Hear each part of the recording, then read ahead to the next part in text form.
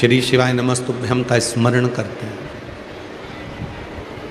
या भगवान शंकर की भक्ति में डूबे रहते हैं और कोई तुमसे पूछे क्यों तू मंत्र जपती है तो तुझे कोई फायदा हुआ क्या, तो बस उसी तरह से हो जाना कि भैया मैंने गुलाब जामुन तो खाई है पर मैं इंस्टाग्राम पे नहीं डाल सकती कि मैंने कितनी खाई है, मैं स्टेटस पे नहीं लगा सकती कि मैंने रसगुल्ला कितना खाया है, मैं किसी को बता नहीं सकती कि मैंने मालपुआ कितना खाया है। बस उसी तरह से श्री शिवाय नमस्तुभ्यम का जब जप करो, जब भजन करो, जब स्मरण करो, जब कीर्तन करो, राम कृष्ण हरि राम कृष्ण हरि राम कृष्ण हरि हरि विठ्ठल पांडुरंगा विठ्ठल पांडुरंगा विठ्ठल, जब जपो। कितना जप लिया ये ना बताओ, कितना भज लिया ये ना बताओ, बस इतना करो कि ये अनुभव मेरा है और ये आनंद भी मेरा, किसी दूसरे का नहीं। ये आनंद मेरी जिंदगी का वो आनंद है जिस आनंद में मैं परमात्मा की भक्ति में डूब जाता हूँ। और वो आनंद, एक बार संत श्री तुकाराम जी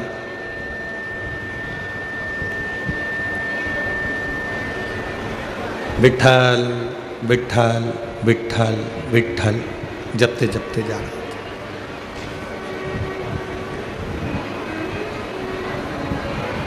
अपनी मस्ती में संत तुकाराम जी जा रहे थे, विठ्ठल पांडुरंगा विठ्ठल राम कृष्ण हरि विठ्ठल।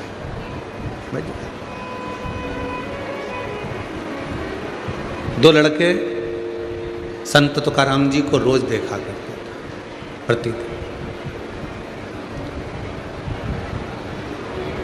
और संत तुकाराम जी अपनी मस्ती में चले जाते थे। उन्होंने कभी किसी से कुछ नहीं कहा।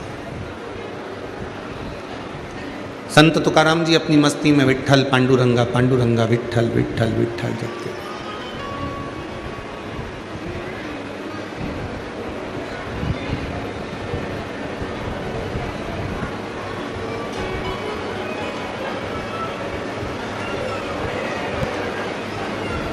दो लड़के खड़े हैं,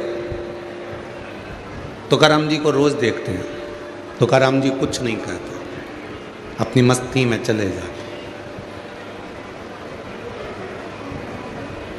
और तुकाराम जी की एक आदत थी, कोई देख रहा है ना तो वहाँ थोड़ी देर खड़े होकर रामकृष्ण परमहंस की तरह रामकृष्ण हरि विठ्ठल विठ्ठल का कीर्तन करने लगे।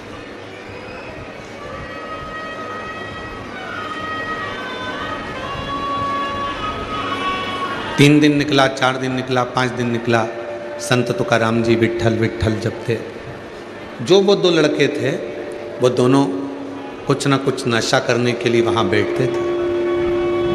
ये नशा करने वालों की आदत रहती है, मदिरा पीने वालों की आदत रहती है, मदिरा पीने वालों की आदत रहती है। 2-3 दोस्त मिल जाते हैं, रास्ता जहाँ सूना रहता है, मार्ग जहाँ सूना रहता है, जहाँ कोई नहीं आता जाता है, उस मार्ग में उस रास्ते में जाकर बैठ जाते हैं और मदिरा पीना प्रारंभ कर। सूना रास्ता दिखा, इन्होंने अपना गाड़ी को रोका, बैठे और मदिरा पीना चालू कर।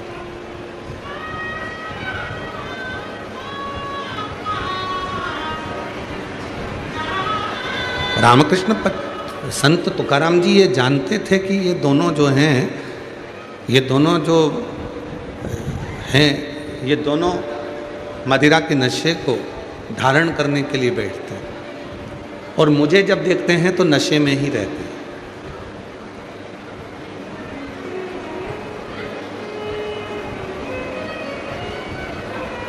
एक दिन, 2 दिन, 3 दिन, 4 दिन, 5 दिन संत तुकाराम जी विठ्ठल विठ्ठल कहकर जाते।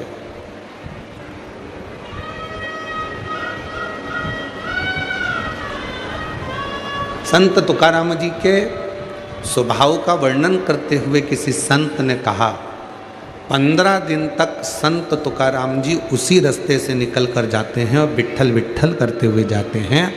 16वें दिन संत तुकाराम जी जब उस रास्ते से निकल कर जा रहे थे तो संत तुकाराम जी विट्ठल पांडुरंगा धीरे बोल रहे थे और वो दोनों नशा करने वाले भी विट्ठल पांडुरंगा के नशे में डूब चुके थे। वो भगवान की अविरल भक्ति को भज रहे थे। वो विट्ठल पांडुरंगा विट्ठल पांडुरंगा विट्ठल पांडुरंगा विट्ठल पांडुरंगा का भजन करते चले जा रहे थे। वो विट्ठल पांडुरंगा कहते चले।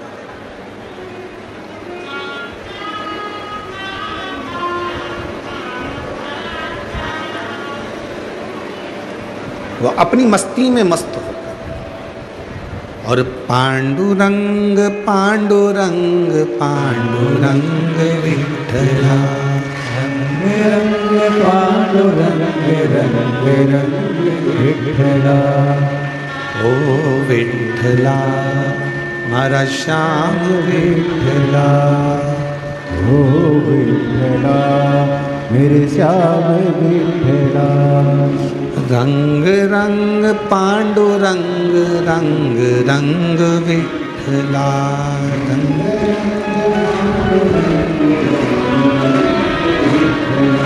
रंग रंग पांडुरंग रंग रंग विठला।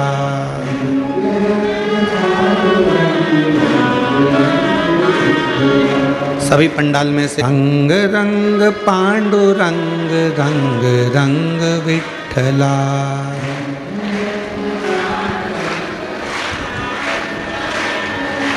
रंग रंग पांडुरंग रंग रंग विठला।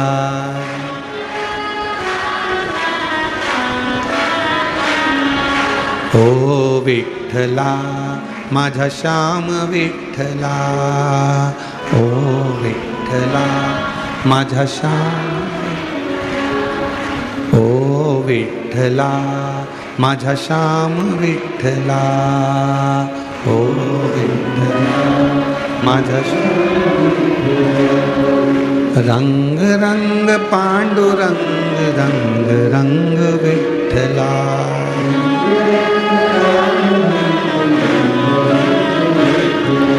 रंग रंग पांडुरंग रंग रंग विठला।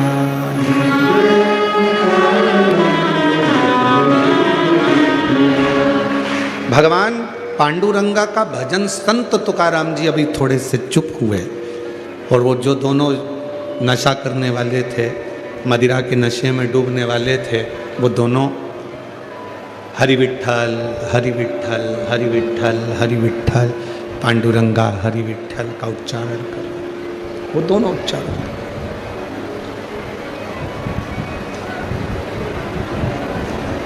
शिव नाम का, राम नाम का, कृष्ण नाम का, भगवान की भक्ति का रस यदि आपकी जिंदगी में एक बार चढ़ गया तो ये निश्चित है वो रस आप दूसरे को भी चढ़ाकर जरूर रहते हो। जो नहीं चढ़ पाता उसको भी चढ़ाने का प्रयास है।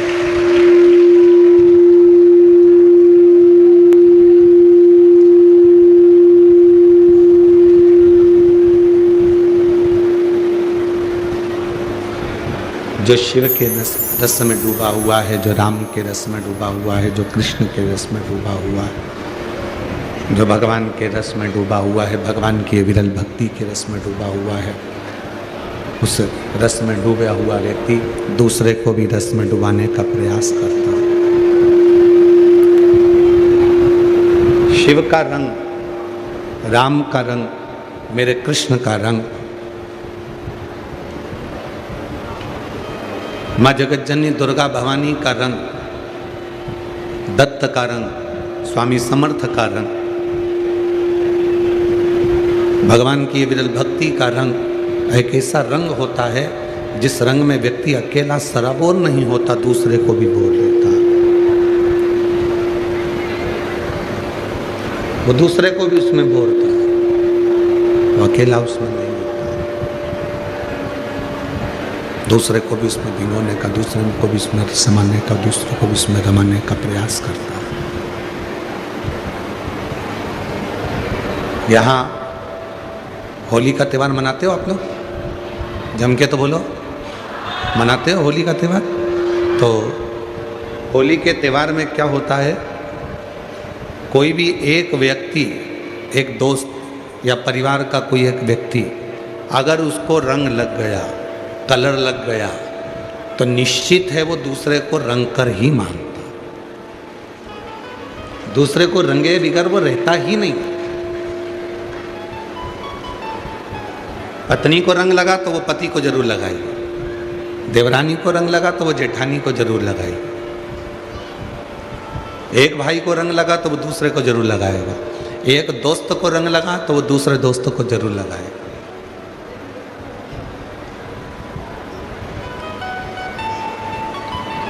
बस शिव भक्ति होती ही ऐसी। शंकर भगवान की जो अविरल भक्ति है वो इसी तरह की। एक ने अगर जल चढ़ाना प्रारंभ करा, शिव जी के मंदिर में भगवान शंकर का गुणगान करना प्रारंभ करा, शिव जी के मंदिर में जाना प्रारंभ करा और उसको शिव का रंग जो चढ़ गया, तो फिर उसने प्रयास करा कि कोई ना कोई दूसरा भी इस रंग में रंगे और उसकी भी जिंदगी संवरे और वो भी शंकर की शरणागति लेकर अपने जीवन को सुखमय धारण करे, आनंदमय।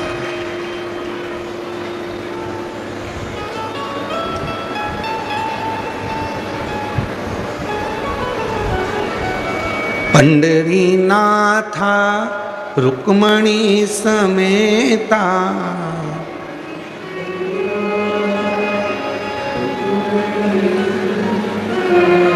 पंढरीनाथा रुक्मणी समेता,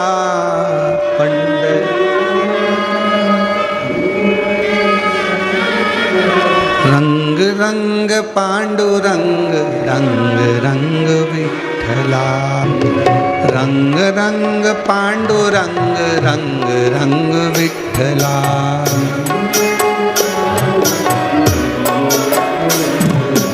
ओ विठ्ठला माझा श्याम विठ्ठला,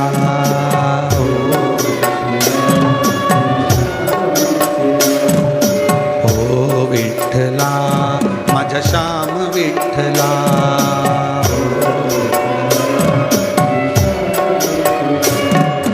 रंग रंग पांडुरंग, रंग रंग विठ्ठला,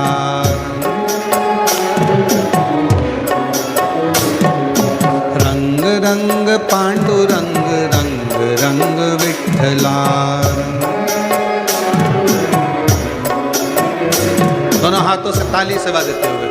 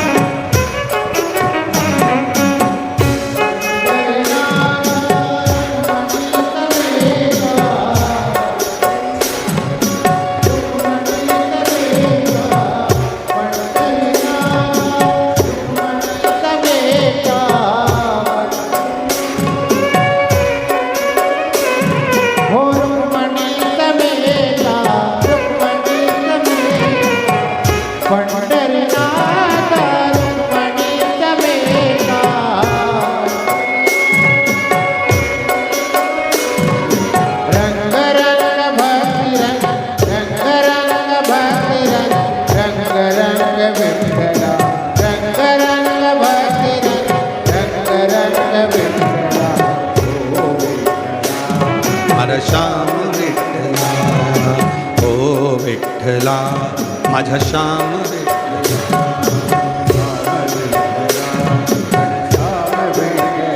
पीछे वाले भी दोनों हाथों से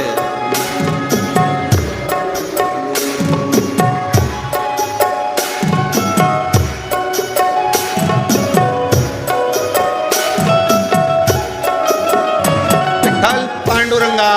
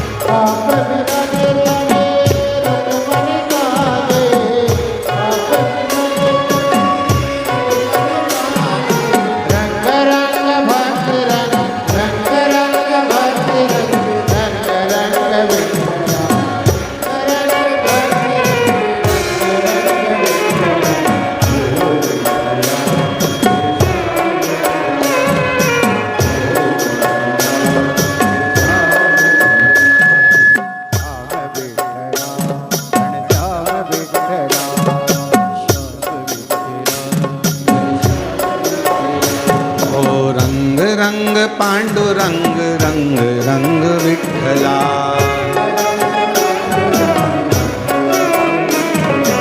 रंग रंग पांडुरंग रंग रंग विठ्ठला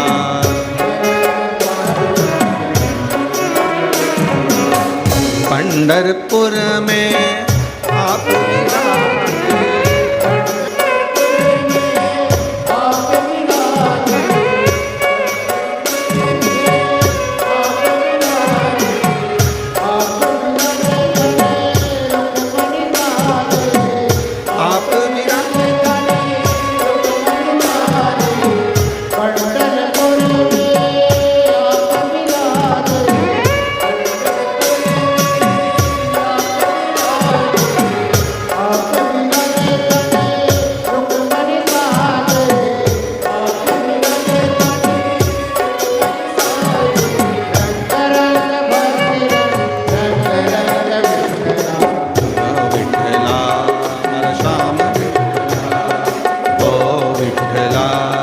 श्याम विठ्ठला ओ विठ्ठला मर श्याम विठ्ठला ओ विठ्ठला मर श्याम विठ्ठला ओ विठ्ठला मर श्याम विठ्ठला ओ विठ्ठला मर श्याम विठ्ठला रंग रंग पांडुरंग रंग रंग विठ्ठला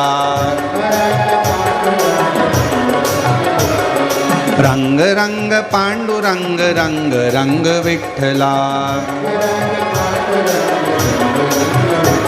ओ रंग रंग पांडुरंग रंग रंग विठ्ठला रंग रंग पांडुरंग रंग रंग विठ्ठला और विठ्ठल पांडुरंग भगवान भगवान हरि विठ्ठल पांडुरंगा का अपने स्थान पर बैठकर भगवान शिव को अपने मन को याद करिए, दिल से प्रार्थना करिए, निवेदन करिए, विनय करिए। जहाँ जगह मिले वहाँ बैठकर बाबा को अपने मन का भाव कहो, प्रार्थना करिए, विनय करिए, निवेदन करिए। हृदय से बाबा को अपने मन का भाव कहिए।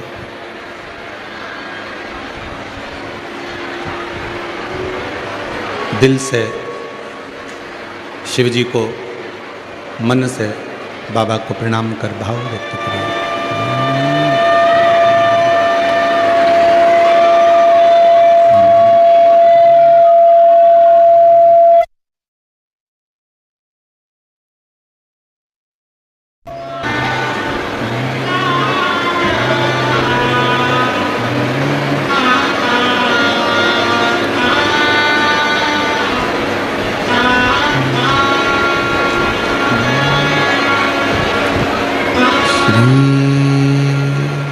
शिवाय नमस्तु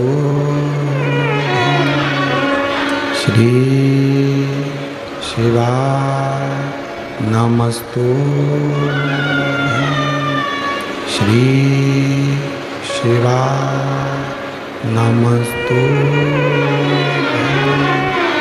श्री शिवाय नमस्तुभ्यं। श्री शिवाय नमस्तुभ्यं। भोला सब दुख काटो तुम्हारा, ओ भोला सब दुख काटो तुम्हारा। शिव शंकर जपो तेरी माला, भोले बाबा जपो तेरी माला। भोला सब दुख काटो तुम्हारा, ओ भोला सब दुख काटो तुम्हारा। वेश है मंगलकारी, वेश है मंगलकारी। शमशान वासी हमारा, शमशान वासी हमारा। ओ भोला सब दुख काटो, ओ भोला सब दुख काटो।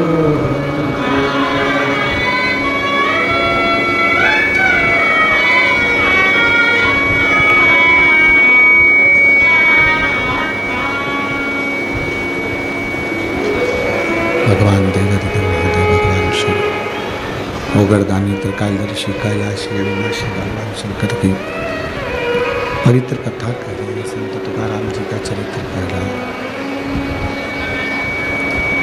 संत तुकाराम जी का चरित्र वर्णन कर रहा है, शिव तत्व कह रहा है, भगवान शंकर की कथा कर रही है, शिव महापुराण की कथा कर रही है,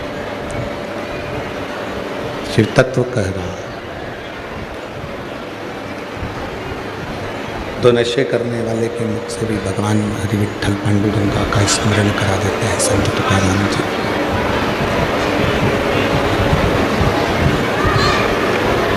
उनको भी भगवान की विरल भक्ति में एक रंग, जैसे अभी आपको कथा में कहा कि एक व्यक्ति को अगर रंग लगता है तो वो दूसरे व्यक्ति को लगा देता है, दूसरा व्यक्ति को लगता है तो दूसरे व्यक्ति को लगा देता है, वो एक दूसरे को लगाता है, उस रंग में डुबाने का प्रयास करता है। शिव कथा इसी को कहती है, भगवान शंकर की शरणागति इसी को कहती है, शिव तत्व इसी को कहते हैं।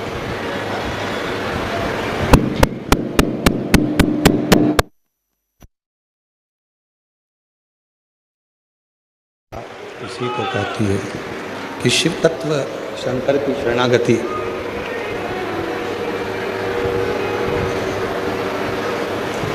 भगवान विष्णु, भगवान नारायण,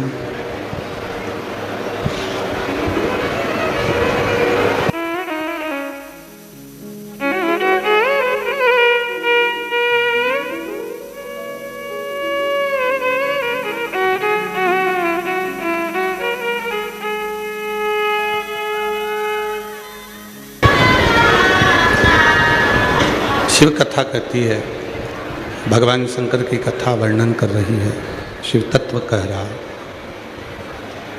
शिव कथा कहती है, भगवान शंकर की पवित्र कथा वर्णन कर रही है। भगवान विष्णु स्वयं भगवान नारायण भगवान शंकर के रंग में ऐसे रंगे हुए थे,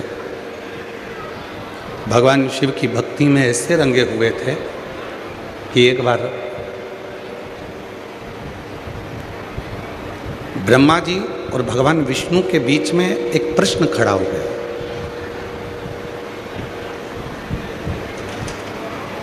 ब्रह्मा जी के मन में यह भाव उत्पन्न हो गया कि यह संपूर्ण सृष्टि का रचना करता है, ये संपूर्ण सृष्टि का रचना बस मैं ही कर रहा हूँ, बाकी का कोई नहीं कर रहा।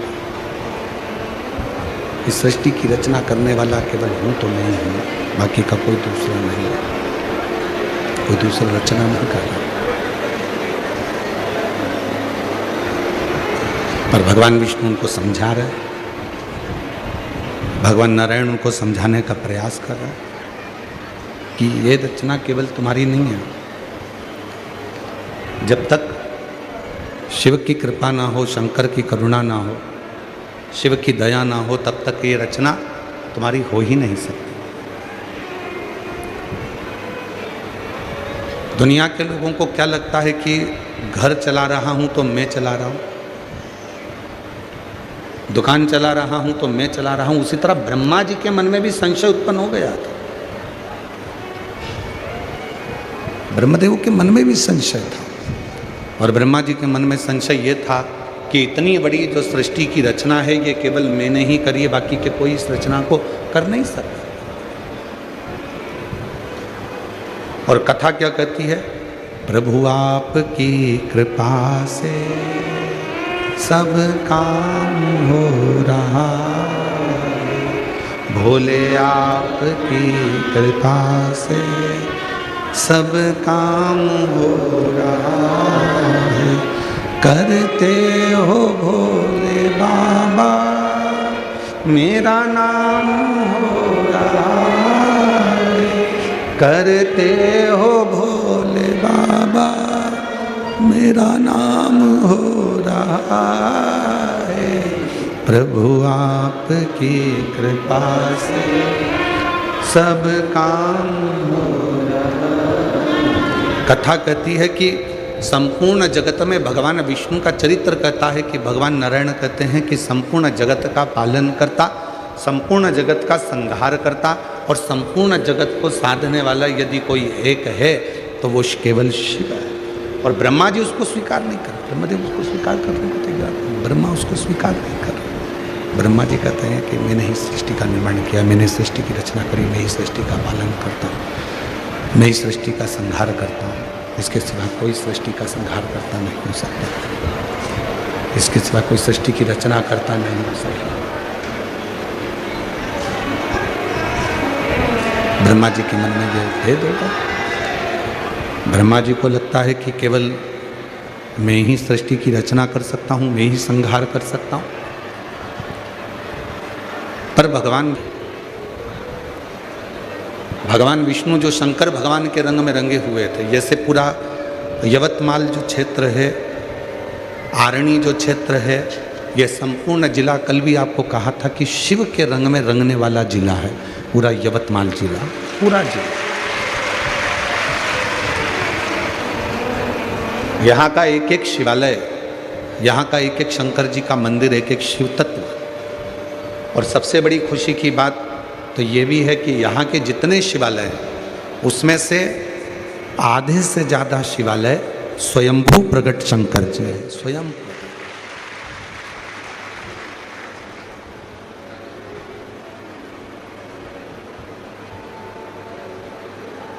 और जहाँ शिव है उसके पास में शक्ति जरूर होती है। तो यवतमाल क्षेत्र में पूरे जिले के अंदर शंकर जी के प्राचीन प्राचीन शिवालय हैं, तो साथ में ही आरणी से ही नज़दीक में लगी हुई स्वयं जगत जननी माता भी वहाँ विराजमान है,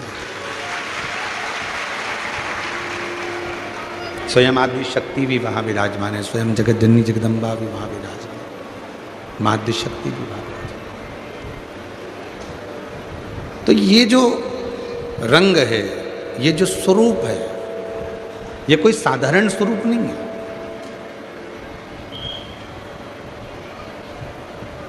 ब्रह्मा जी के मन में जो संशय था, ब्रह्मा जी के हृदय में जो संशय था कि ये संपूर्ण जगत में ही चला रहा हूँ, मैं ही संहार करता हूँ और मैं ही जन्म देने वाला हूँ और मैं ही चलाने वाला हूँ, तो भगवान विष्णु जिन भगवान शिव के रंग में रंगे हुए थे, भगवान शंकर के रंग में रंगे हुए थे, उन्होंने ब्रह्मा जी को भी इस रंग में रंगना चाहा। अभी आपको कथा में कहा, एक मित्र को यदि रंग लग जाता है तो वो दूसरे मित्र को लगा देता है, एक भाई को रंग लग जाता है तो वो दूसरे भाई को लगा देता है, एक बहन को रंग लग जाता है तो वो दूसरी बहन को रंग लगा देता है, पत्नी को रंग लगता है तो वो पति को लगा देती है। उसी तरह भगवान विष्णु ने जो शिव रंग रंगा है, भगवान नारायण को जो शंकर का रंग जो लगा हुआ है, वो रंग उन्होंने ब्रह्मा जी को रंगाना चाहा। पर किसी किसी व्यक्ति के जीवन में ऐसा होता है कि जो बहुत उन्नति की सीढ़ी पर चढ़ जाता है, बहुत तरक्की की सीढ़ी पर चढ़ विराजमान हो जाता है, बहुत ऊंचे पद पर जो पहुंच जाता है, कोई अच्छी प्रतिष्ठा हो गई, धन हो गया, वैभव हो गया, सत्ता हो गई, दौलत हो गई, कोई अच्छा पद मिल गया, कुर्सी मिल गई, तो वो फिर दो चीज़ें उसके सम्मुख में आ जाती है। जैसे ही पद बढ़ा, कुर्सी बढ़ी, प्रतिष्ठा बढ़ी, मान बढ़ा, धन बढ़ा, वैभव बढ़ा, तो दो चीज़ें उसके सामने आती हैं। पहली,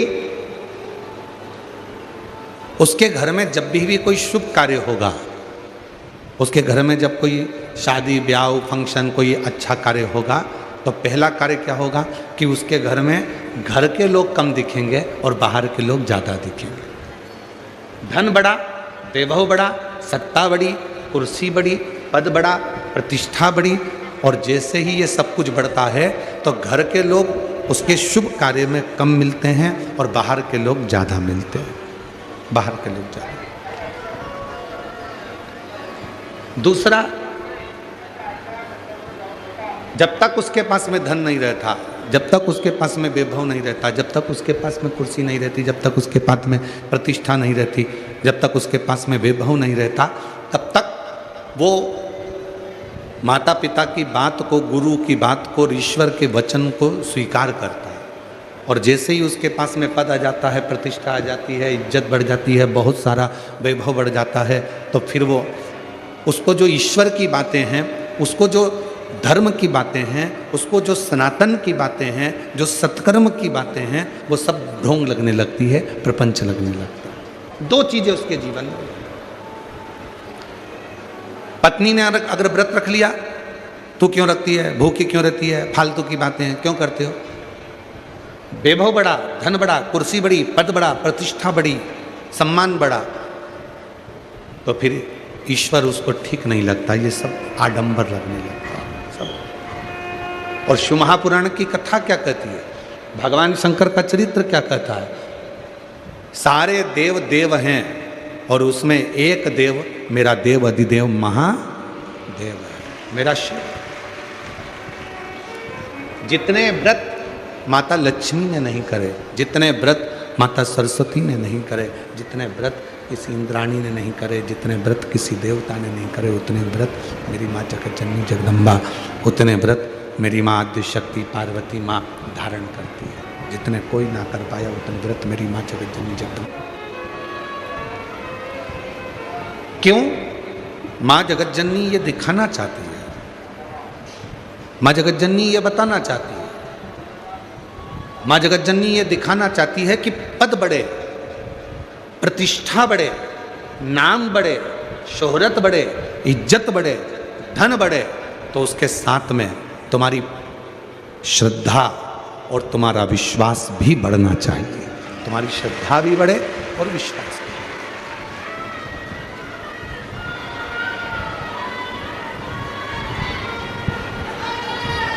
हमें यहाँ का तो नहीं मालूम, हमें यहाँ का स्मरण नहीं है महाराष्ट्र का, पर हमारे मध्य प्रदेश में, हमारे सीहोर जिले में हमें वहाँ का स्मरण है कि जब नारी बच्चे को जन्म देती है, एक माँ अपने बच्चे को जब जन्म देती है, एक नारी जब बच्चे को जन्म देती है, घर पर जब उसको लेकर आते हैं उस नारी को, बच्चे को, तो उस नारी को जब बच्चे को, नारी को घर पर लेकर आते हैं तो उसके कमरे में, उसके कक्ष में थोड़ा सा कंडा जलाकर या अग्नि जलाकर अजवाइन की उसको धूप दी जाती है। उसके केश, उसके बाल, उसके कपड़े, उस पर अजवाइन की गंध दी जाती है, थोड़ी अग्नि जलाकर। यहाँ का नहीं मालूम हमको, पर यहाँ भी अगर हो सकता है कि कई माताएं तो अगर जानती होंगी तो हो सकता है कि जब हॉस्पिटल से या बच्चे को लेकर माँ अपने घर में आती है, स्नान करती है, स्नान करने के बाद जो माँ बच्चे को जन्म देती है वो स्नान करती है तो उसके बालों में अजवाइन की गंध दी जाती है, उसके कपड़ों में अजवाइन की गंध दी जाती है, थोड़ा सी आग जलाई जाती है, कोयला या कंडा, फिर उसमें अजवाइन आदि डाली जाती है, उसमें गंध दी जाती है। इधर होता है क्या? जम के तो बोलो, होता है। हमने गुजरात में भी पूछा था तो उन्होंने भी कहा था वहाँ भी होता है। हम एक बार हरियाणा में भी पूछे थे, वहाँ भी होता है। महाराष्ट्र में पूछना रह गया था तो आपसे पूछ लिए। एक कथा मिलती है, कई बहुएं कहती हैं क्या माँ ये आजकल का ये ढोंग प्रपंच है, आजकल का ये गलत कर्म है, पर एक कथा मिलती है आनंदेश्वर महादेव की। एक आनंदेश्वर महादेव की कथा मिलती है, बड़ी सुंदर कथा। 84 महादेव, एक महादेव आनंदेश्वर महादेव, शायद 33 नंबर पर होना चाहिए, 33वें नंबर पर। हो सकता है कि नंबर हमारे स्मरण में ना हो, पर थोड़ा बहुत स्मरण में है कि 33वें नंबर पर आनंदेश्वर महादेव होना चाहिए।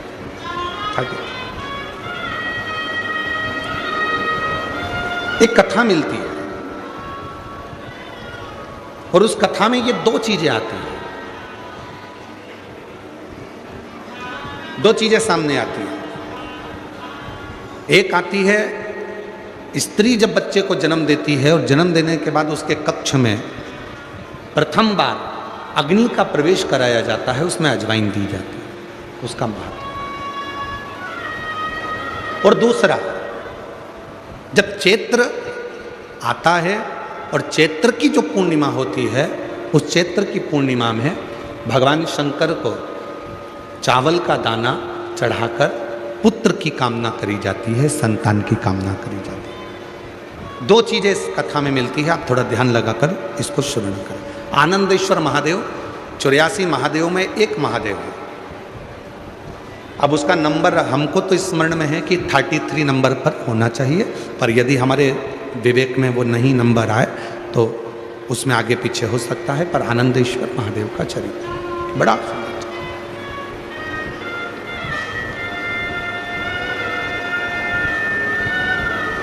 एक नगर में एक राजा हुए जिनका नाम था अनमित्र।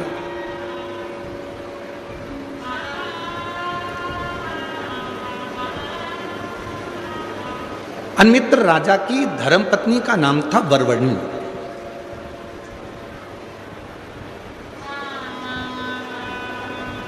वरवरणी उनकी पत्नी थी। वरवरणी एक पर्वत की बेटी थी।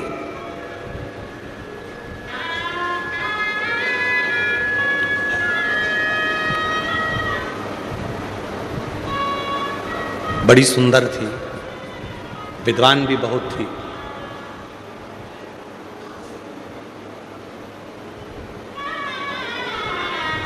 उसकी विद्वत्ता बड़ी श्रेष्ठ थी। अनमित्र की धर्मपत्नी वरवरणी गर्भ से हो गई और गर्भ से होने के बाद समय निकला और समय निकलने के बाद उसके गर्भ से एक बच्चे ने जन्म लिया। पहली बार वरवरणी उस बच्चे को जन्म देने के बाद उस बच्चे को देखती है तो उसकी जिंदगी में उसको आनंद की अनुभूति होती है।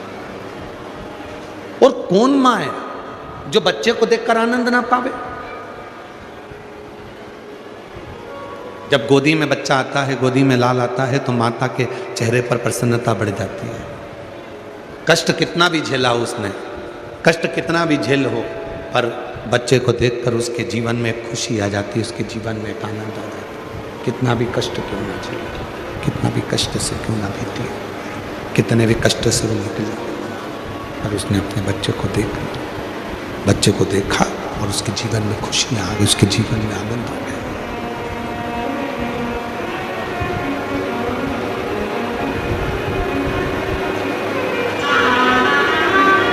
महाराज वरवरणी अपने पुत्र को देखती हैं, अपने बेटे को देखती हैं, तो उनके जीवन में एक आनंद का अनुभव होने लगता है, आनंद की अनुभूति होने लगती है। अब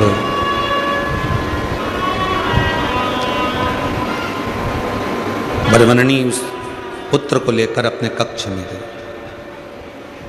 और जैसे ही पुत्र को लेकर कक्ष में गई, बस वरवर्णी ने जैसे ही उस पुत्र को देखकर कहा कि तू मेरा पुत्र है, मेरी जिंदगी की वो सीढ़ी मिल गई कि अब मुझे कहीं भटकना नहीं पड़ेगा,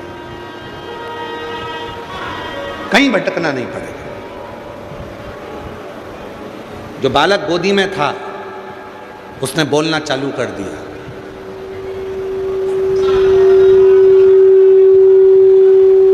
जन्म लिया बालक कभी बोलता नहीं, पर वो बालक बोल रहा है। जन्म लिया बालक बोलता नहीं, पर वो बालक बोल रहा है। बालक बोलना प्रारंभ करता है।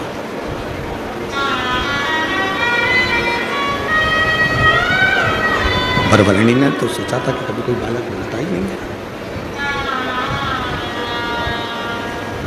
वो बालक ने बोलना प्रारंभ कर दिया।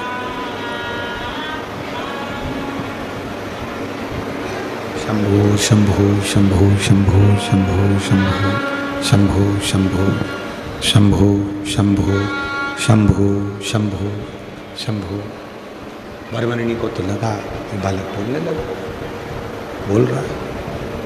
अब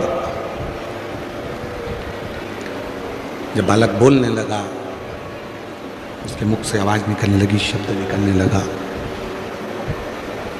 वरवर्णी जैसे ही बोली कि तू मेरा पुत्र है, तू मेरा आनंद है, तू मेरी वो सीढ़ी है जो मुझे सुख प्रदान करेगी, तो वो सीढ़ी है जो मुझे सुख देगी, आनंद देगी, सुख प्रदान करेगी। शंभु शरणे मांगे दुख काटो दया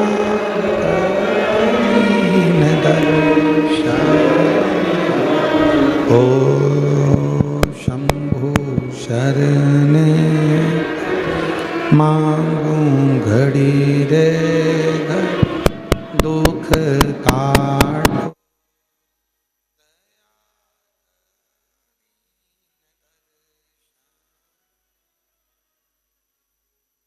वरवर्णी को लगा पुत्र बोलना प्रारंभ कर दिया, और बेटे ने जैसे ही बोलना प्रारंभ करा, पुत्र ने जैसे ही बोलना प्रारंभ करा,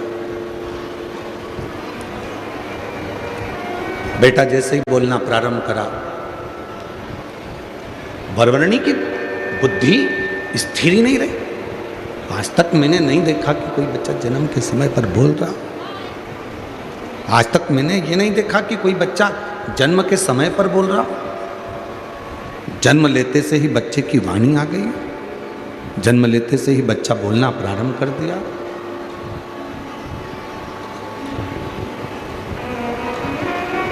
ये विचार ही नहीं करा कभी जिंदगी में, क्या ऐसा हो सकता है? शिव कथा कर रही है, अवंती का खंड, स्कंद पुराण, आनंदेश्वर महादेव की कथा वर्णन कर रही है।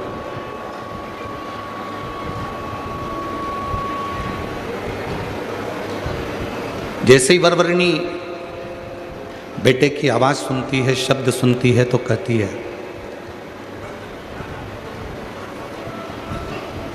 तुम क्या कहना चाहते हो? बच्चा कहता है कि आप कहती हो कि मैं तुम्हारी सोने की सीढ़ी हूं।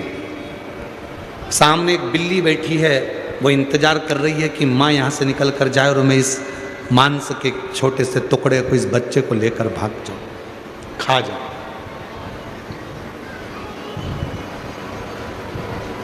आप कहते हो कि मेरे सोने की सीढ़ी है, बिल्ली भी इंतजार कर रही है कि ये मेरा भोजन है। और एक असुरी, एक राक्षसी सामने बैठकर मुझे झांक रही है, जातहरणी, जिसका नाम है जातहरणी, वो भी मुझे देख रही है, वो भी मुझे खाना चाहती है, वो भी मुझे ले जाना चाहती है। जातहरणी का मतलब मालूम है? एक असुर हुए थे, दुस्सह असुर। ब्रह्मा जी जब तप साधना कर रहे थे, और तप साधना करने के बाद ब्रह्मा जी को जब बार बार उनको परेशान किया जा रहा था उस तप साधना में, तो एक असुर प्रकट हो गए थे जिसका नाम था दुस्सह। दुसे असुर की एक बेटी थी जिसका नाम था जातहरणी। जातहरणी का काम क्या था? जातहरणी को वर प्राप्त था कि 3 घर से बच्चों की चोरी करेगी। पहले घर से बच्चा चुराती थी, दूसरे घर में रखती थी, दूसरे घर का बच्चा उठाती थी, तीसरे घर में रखती थी, और तीसरे घर का बच्चा उठाती थी और उसका भोजन वो खुद करती थी।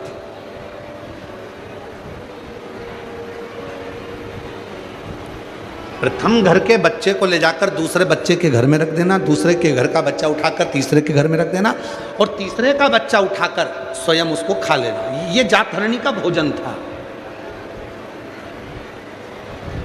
वो असुरी का भोजन ही यही था। वो जातहरणी असुरी का भोजन ही यही था। उस भोजन को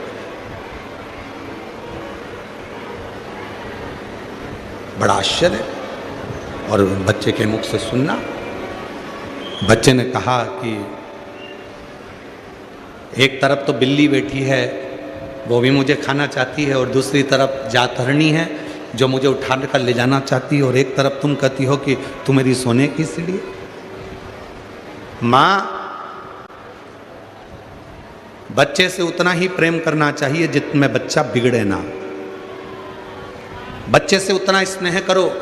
बच्चे को मोबाइल दो, मना नहीं है। बच्चे को लैपटॉप दो, मना नहीं है। बच्चे को शॉपिंग पर लेकर जाओ, मना नहीं है। पर बच्चे से उतना स्नेह करना जिससे बच्चा आपका कहीं गलत संगत में ना चला जाए। पर आज के जमाने में तो लोग बच्चे को भी झूठ बोलना सिखा देते हैं। एक बच्चा जिद कर रहा था, मम्मी जा रही थी किटी पार्टी में और बच्चा जिद कर रहा था, मैं भी चलूंगा, मैं भी चलूंगा। माँ ने कहा नहीं, तेरी पढ़ाई कढ़ाई में, एग्जाम कढ़ाई में, चल पढ़ने बैठ, अभी ट्यूशन वाले सर आते होंगे, चल कोचिंग कर, पढ़। बच्चा कहने लगा नहीं, मैं भी जाऊंगा, मैं भी जाऊंगा। बच्चा जिद करने लगा। माँ ने 10 रुपये निकाले पर्स में से, बच्चे को दे दिए, ले टॉफी खा लेना, और कोई भी आए ना और पूछे तेरी मम्मी कहाँ गई, तो कह देना पापा के साथ घूमने गई। झूठ बोलना किसने सिखाया? माँ ने। कह देना पापा के साथ घूमने गई। अब आज मालूम पड़ा कि कोई साहब मर गए, पापा की जल्दी छुट्टी हो गई, और पापा की जल्दी छुट्टी हुई। पापा की जल्दी छुट्टी हुई, और जैसे ही पापा की जल्दी छुट्टी हुई तो पापा आज घर पर जल्दी आ गए, और घर पर आए, उन्होंने दरवाज़ा बजाया। घर पर आने के बाद में दरवाज़ा बजाते, और दरवाज़ा बजाया। घर पर आकर पापा ने जैसे ही दरवाज़ा बजाया, वो पप्पू बाहर आया। आकर उसने टॉफ़ी खा रहा था। पिताजी ने, पिता की आदत रहती है आते से पूछते, क्या तेरी मम्मी नहीं दिख रही? आते से ही पूछेंगे तुमचा आई कट्ठे, आई कहाँ है? तुरंत आते से पूछेंगे। और उसने तुरंत आते से पूछा, क्यों तेरी माँ नहीं दिख रही, तेरी मम्मा नहीं दिख रही? इतने में बच्चा टॉफ़ी खा रहा था, उसने देखा ही नहीं कि पापा है। उसने तो कह दिया मम्मी पापा के साथ घूमने गई है। पापा ने एक थप्पड़ रख कर दिया, तेरा बाप यहाँ खड़ा, किसके साथ चली गई? तेरा पिता तो यहीं खड़ा, फिर वो गई किसके साथ? किसके साथ? बस इतना सुना। झूठ बोलना सिखा दिया माँ ने। बच्चे को ट्यूशन में बैठकर पढ़ाना सिखाना पड़ता है। बच्चे को कोचिंग देना पड़ती है। केवल एक मोबाइल ऐसा होता है कि किसी बच्चे को मोबाइल की कोचिंग नहीं देना पड़ती है।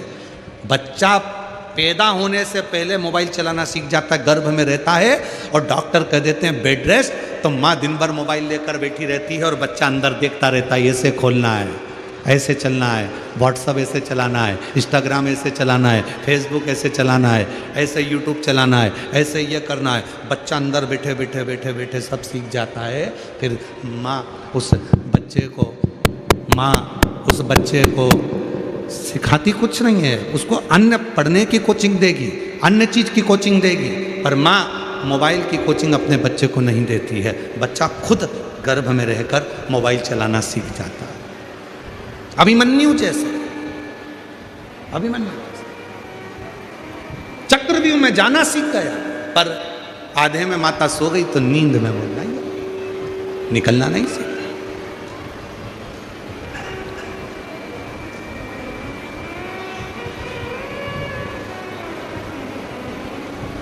देव, हम मना नहीं करते तुम्हारे बच्चे को मोबाइल मत दो, देव, हम मना नहीं करते तुम्हारे बच्चे को मोबाइल मत दीजिए, दीजिए, पर उस बच्चे को मोबाइल भी उतना दीजिए जितना उसकी ज़िंदगी के लिए सार्थक हो। उसकी ज़िंदगी बिगाड़ दे तो वो मोबाइल किसी काम का नहीं।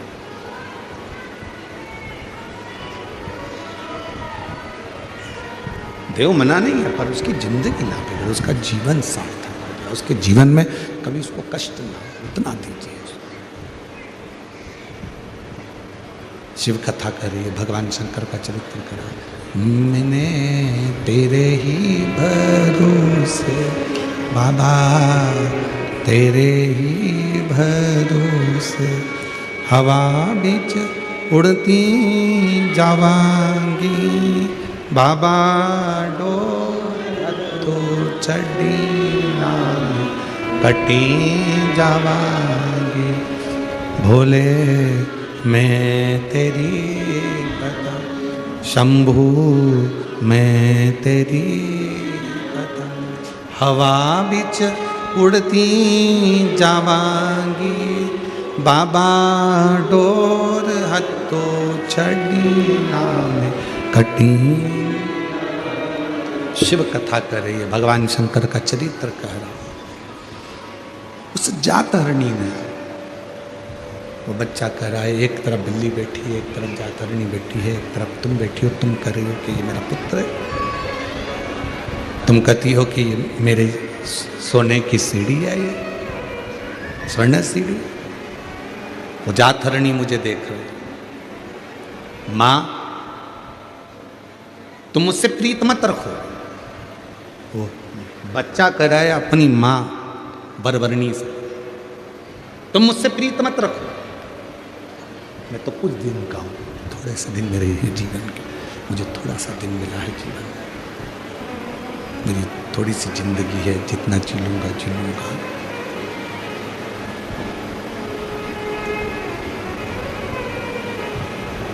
ये छोटा सा जीवन मुझे मिला, छोटा सा जीवन,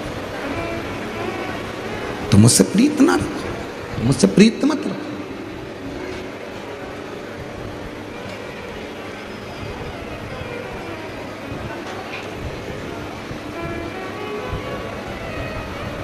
थोड़ी देर बाद एक ये बालक वरवरणी का और एक कपिल देव जी महाराज, कपिल देव जी महाराज ने भी अपनी माता देवहूति को ज्ञान दिया था, और वरवरणी का जो पुत्र हुआ है आनंद, उसने भी अपनी माता को ज्ञान दिया। देवहूति को जो ज्ञान मिला था, उस देवहूति ने उस ज्ञान से अपने जीवन को सार्थक कर लिया।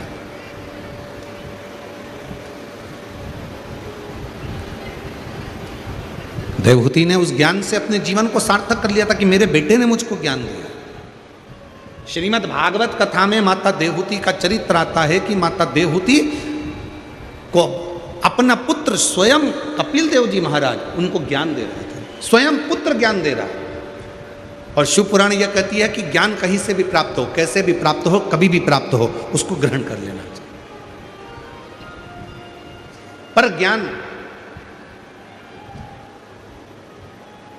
आडंबर के अंधकार में नहीं होना चाहिए, पाखंड के अंधकार में ज्ञान नहीं होना चाहिए।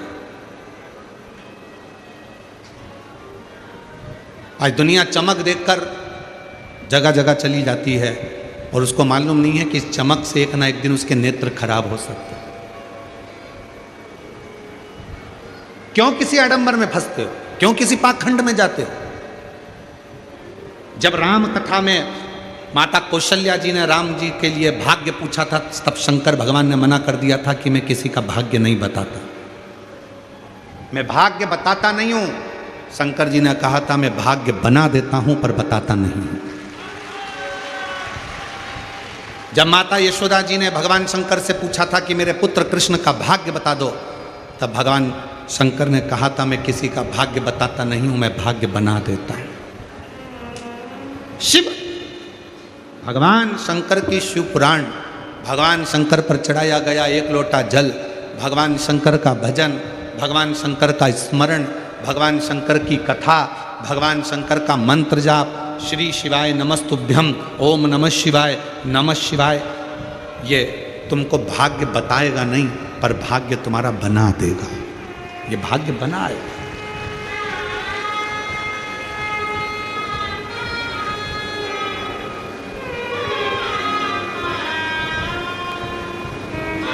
जो तुमसे कहे कि मेरे पास आकर बैठो मैं तुम्हारा भाग्य चमका दूंगा, बिल्कुल मत समझ लेना कि पक्का झूठ बोल रहा है। जो तुमसे बोले कि मेरे पास आना मैं तुम्हारा भाग्य बना दूंगा, समझ लेना झूठ बोल रहा है। कहीं मत जाओ, सारी समस्या का हल एक लोटा जल। जम के बोलो, सारी समस्या का हल। जब सियोर वाला बाबा इतना डंका पीट पीट के कह रहा है कि कहीं मत जाओ, एक लोटा जल चढ़ाओ, तुम्हारी किस्मत तुम्हारा भोलेनाथ बना देगा, कहीं मत जाओ, अपने घर के मंदिर में जाओ, अपने घर के पास के मंदिर में एक लोटा जल चढ़ाने जाओ, कहीं किसी चुंगल में मत फंसो, किसी के आडंबर में मत फंसो। क्यों फंसो? और फिर मिलते हैं वो नासिक जैसा महाराज, फिर मिला वो ऐसा भाग्य बताने के चक्कर में ना जाने कितनों की जिंदगी को बर्बाद कर कर बैठ गया।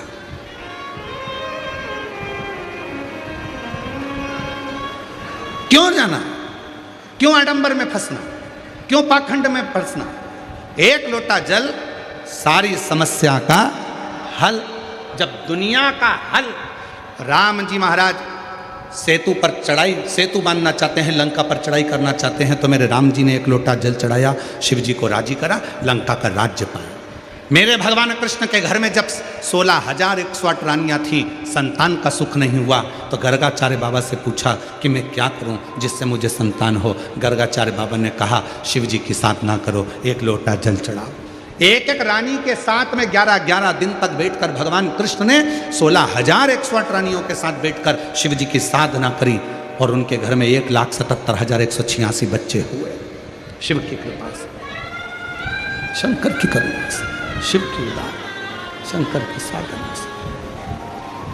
राम जी शिव जी की साधना करते, भगवान कृष्ण शिव की साधना करते। ऐसा कोई देव बता दो जो भगवान शंकर की साधना नहीं करता। भागवत पुराण, अग्नि पुराण, नर्मदा पुराण, पद्म पुराण, जितनी पुराण उठाकर देखना, सारी पुराणें उठाकर देखिए, और जितने चरित्र उठाकर देखना उतने चरित्र उठाकर देखिए। कोई एक देवता का नाम बता दो जो शंकर भगवान के शिवलिंग की पूजन नहीं करता हो।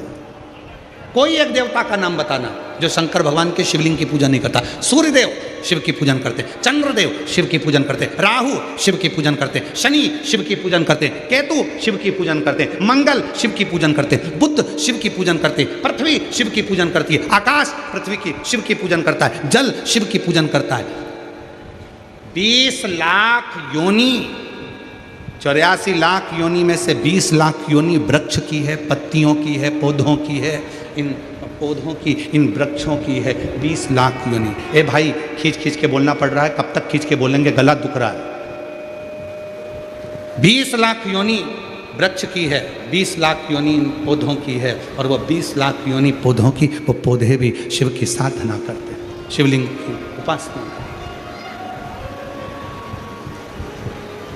शिव साधना में डूबे हुए हैं। कौन? गणेश जी महाराज शंकर जी की साधना करते हैं, कार्तिकेय बाबा शिव की साधना करते हैं, माँ जगत जननी शिव की साधना करती है, दुर्गा भवानी शिव की साधना करती है, माँ रेणुका माता भी शंकर की साधना में डूबी रहती हैं। ऐसा कोई बताओ। सप्तशृंगी माता शिव की साधना करती है, माँ विजासन शिव की साधना करती है, माँ जगत जननी शिव की साधना करती है, माँ सरस्वती शिव की साधना करती है, ब्रह्मा शिव की साधना करते हैं, विष्णु शिव की साधना करते हैं। ऐसा कोई इंद्र शिव की साधना करते हैं। ऐसे कोई देवता, जो देवता शिव की साधना ना करता हो उसका नाम बताओ, जो शंकर के शिवलिंग की पूजन नहीं करता। हमारे 33 कोटि देवताओं ने हमको उपदेश दिया कि तुम कहीं मत भटको, केवल एक काम करो, अपने घर से एक लोटा जल लो और शंकर भगवान को समर्पित करना प्रारंभ करो। शिव सारी समस्या का हल तुम्हारे सामने कर देंगे। कहीं मत जा, कहीं।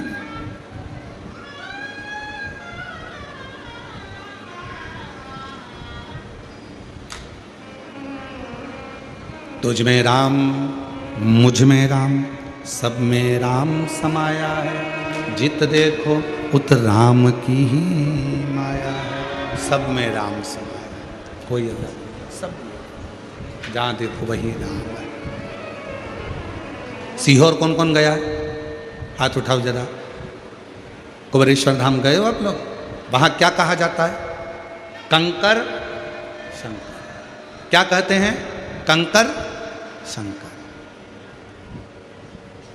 वहाँ ये नहीं कहा गया कि कोई इंसान शंकर है, वहाँ ये नहीं कहा गया कि कोई बाबा जोगी सन्यासी शंकर है, वहाँ ये कहा गया कि कंकर शंकर है। आप कंकर को उठाओ, पूजन करो, शंकर माना, पूजा लेकर अपने घर आ गए, वो कंकर को शंकर मान गए। कंकर को शंकर, फिर ना कोई विचार, ना कोई सोच, ना कोई दृष्टि।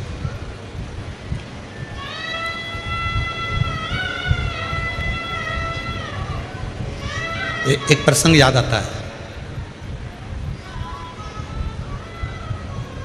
एक लड़का एक लड़की से कहता है, मैं तुझसे इतना प्रेम करती हूँ, इतना प्रेम करता हूँ, मैं तुझे इतना प्रेम करता हूँ कि हर जगह जिसे देखूं मुझे तू ही नजर आती है। मैं तुझसे इतना प्रेम करता हूँ, इतना प्रेम करती हूँ कि जहां देखूं मुझे हर एक में तू ही नजर आता है। अगर हर एक में तू ही नजर आता है तो फिर ये प्रेम कहाँ हुआ? प्रेम किसको कहते हैं? कि तेरे सिवा कोई और नजर ना आए तो समझ लो कि प्रेम हुआ है। अरे और लोग क्या कहते हैं? मैं इतना प्यार करती हूं, इतना प्रेम करती हूं, इतना प्रेम करती हूं कि हर एक में तू ही दिखता है, हर एक में तू ही दिखता है। मतलब प्रेम है ही।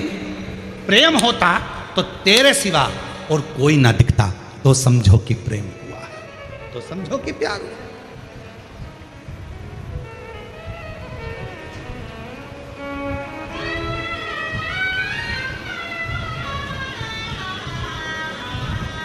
राम में भी शिव दिखे, कृष्ण में भी शिव दिखे, हर एक में शिव दिखे। जिसको देख रहे हो, जिसका स्मरण कर रहे हो, उसमें शिव के सिवा कुछ ना दिखे, कुछ।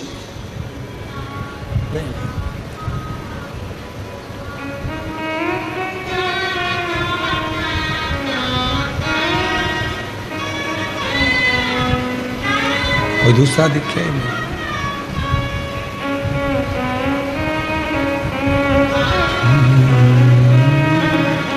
मेरे तन में भी शिव, मेरे मन में भी शिव, रोम रोम में समाया तेरा नाम।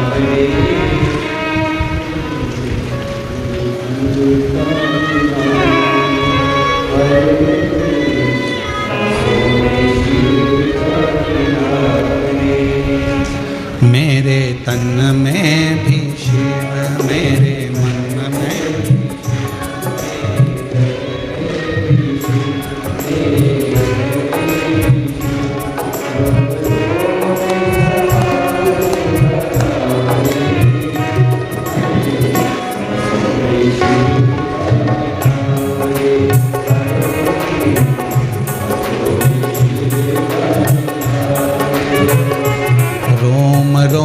में समाया तेरा नाम रे, मेरे सांसों में तेरा ही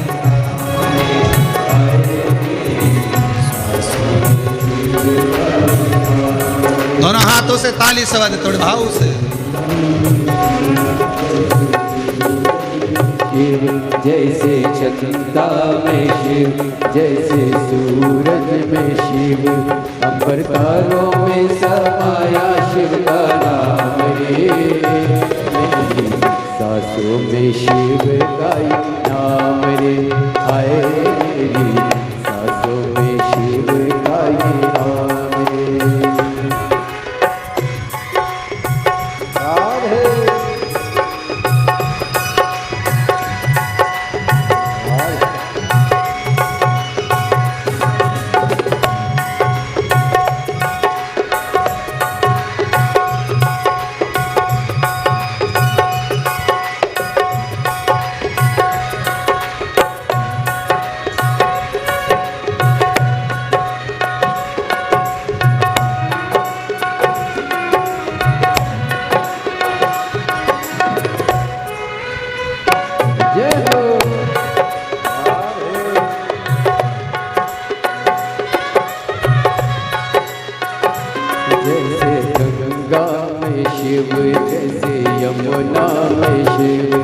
जैसे गंगा में शिव, जैसे यमुना में शिव, महासागर में समाया शिव का नाम रे। मेरी सांसों में शिव का ही नाम रे, हाय मेरी सांसों में शिव का ही नाम रे। जैसे कैलाश में शिव, जैसे धरती पे शिव, जैसे कैलाश पे शिव, जैसे धरती में शिव, कण कण में समाया शिव का नाम रे। सांसों में शिव का ही नाम रे, हाय मेरी सांसों में शिव का ही नाम रे।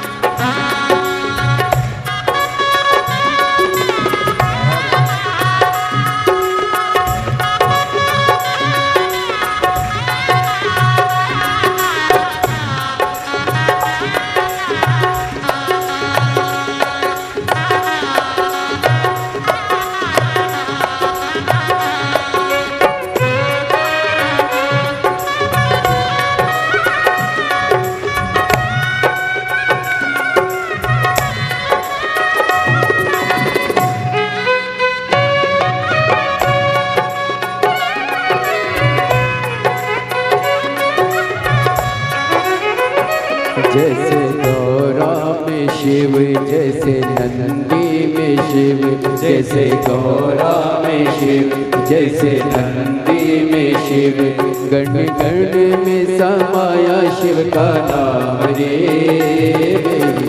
सांसों में शिव का ही नाम रे, हाय मेरी सांसों में शिव का ही नाम रे। जैसे ध्यान में शिव, जैसे ज्ञान में शिव, जैसे ध्यान में शिव, जैसे ध्यान में शिव, वेद पुराण में समाया शिव का नाम रे। सांसों में शिव का ही नाम रे, हाय मेरी सांसों में शिव का ही नाम रे।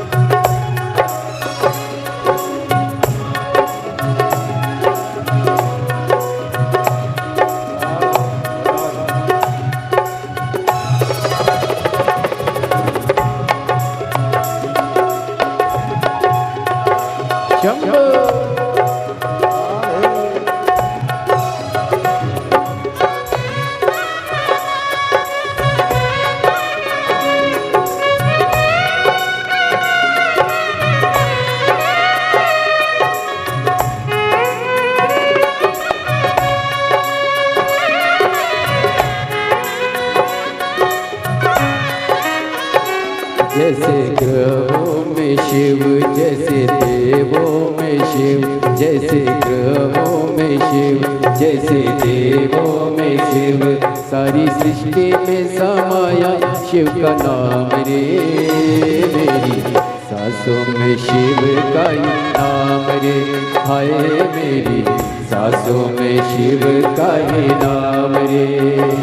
रोम रोम में समाया शिव का नाम रे, सांसों में शिव का ही नाम रे, हाय मेरी सांसों में शिव का ही नाम रे, हाय मेरी सांसों में शिव का ही नाम। महादेव अपने स्थान पर बैठकर बाबा देव महादेव से अपने मन का भाव कहिए, प्रार्थना करो, विनय करो, निवेदन करो। बाबा से अपने मन का भाव करें।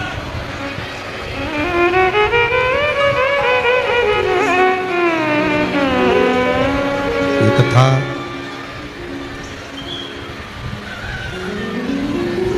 आरणी में, यवतमाल में जो कथा चल रही है, ये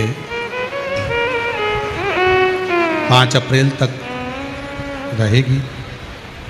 उसके बाद में कथा 8 से 14 अप्रैल भीलवाड़ा राजस्थान में रहेगी 2 बजे से 5 बजे तक।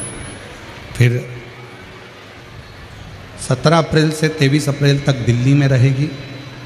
उसके बाद में 5 मई से 11 मई तक रांची झारखंड में शिव महापुराण की कथा रहेगी।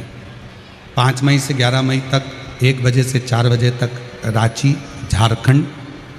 फुटबॉल ग्राउंड रांची गौशाला न्यास सुकुरहुटू कांके रांची झारखंड में 1 बजे से 4 बजे तक 5 मई से 11 मई तक शिव महापुराण की कथा का क्रम रहेगा। भाव से बाबा को अपने मन की बात कहिए, प्रार्थना करिए, विनय करिए, निवेदन करिए, दिल से विनती करो, विनय करो। जहाँ जगह मिले वहाँ बैठ कर बाबा को अपने मन का भाव करिए। जहाँ जगह मिल जाए वहाँ बैठ कर बाबा को अपने मन की बात कहो, प्रार्थना करो, विनय करो, निवेदन करो।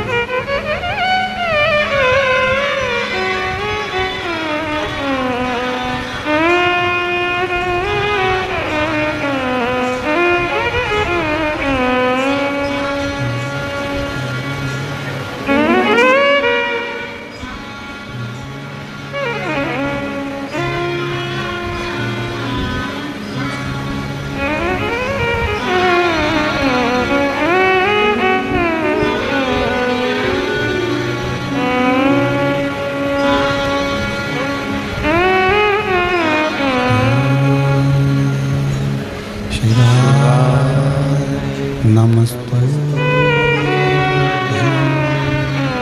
श्री शिवाय, नमस्तो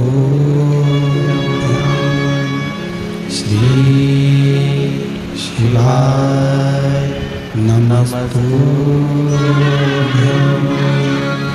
श्री शिवाय, नमस्तो श्री शिवाय, नमस्तो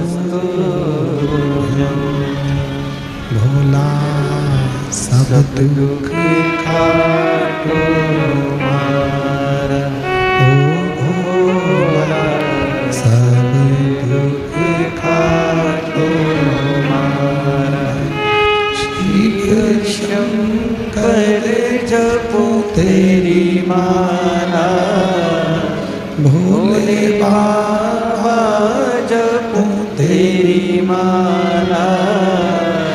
भोला सब दुख काटो हमारा, ओ भोला सब दुख काटो हमारा। देश है मंगल मंगलकारी, वेश है मंगल मंगलकारी।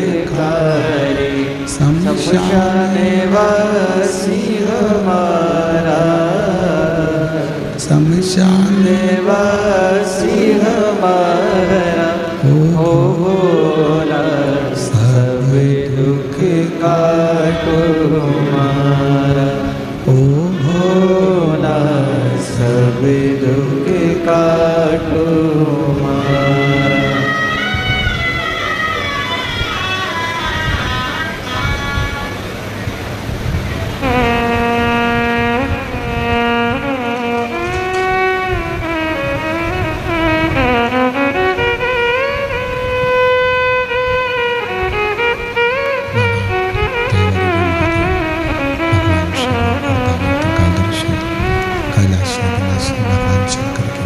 पवित्र कथा कह रही है, शिव महापुराण की कथा वर्णन कर रही है, शिव तत्व कह रही है, भगवान शंकर की कथा वर्णन कर रही है, पवित्र कथा कह रही है।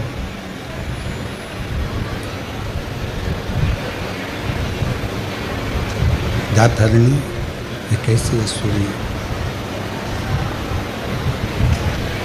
एक ऐसी असुरी जातरणी जो 3 जगह से बच्चों को लेकर जाती है। एक जगह से उठाती, दूसरी जगह रखती, दूसरी जगह से उठाती, तीसरी जगह रखती है और तीसरी जगह के बच्चों को उठाकर खा लेती है। उसका भोजन बन जाता है, उसका भोजन बन जाता है। तीसरी जगह के बच्चों को उठाकर उसका भोजन बना लेती है। वो जाता है।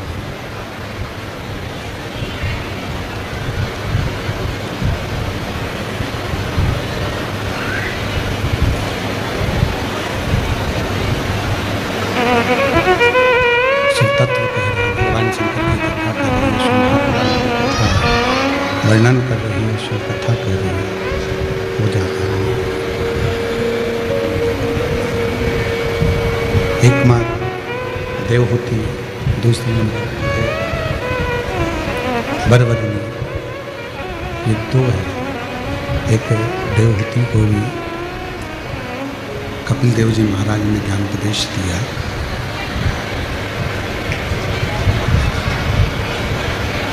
और वरवर्णी को भी उसके पुत्र ने ज्ञान उपदेश दिया।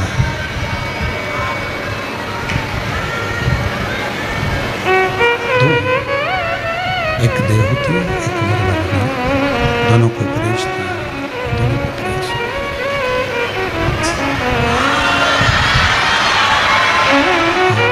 दोनों को उपदेश दिया।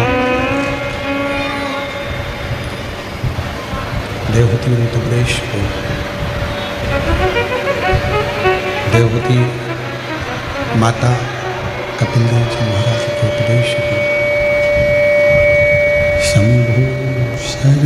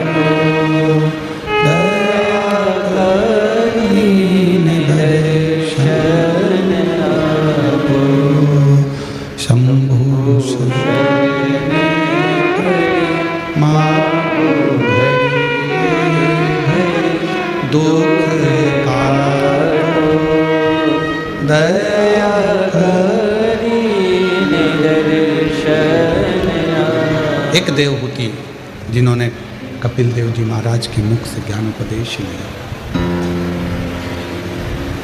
और कपिल देव जी महाराज के मुख से ज्ञान उपदेश लेकर देवहूति ने अपने जीवन में शिव की भक्ति को प्राप्त किया।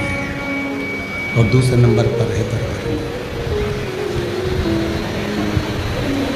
दूसरे नंबर पर वरवर्णी अपने पुत्र से सुनती है और अपने पुत्र के मुख से जो संवाद श्रवण किया उस संवाद के कारण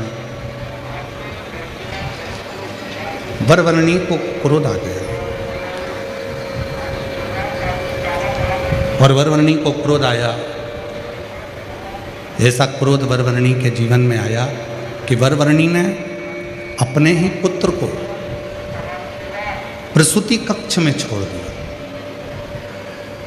जिस कक्ष में बच्चे को जन्म दिया था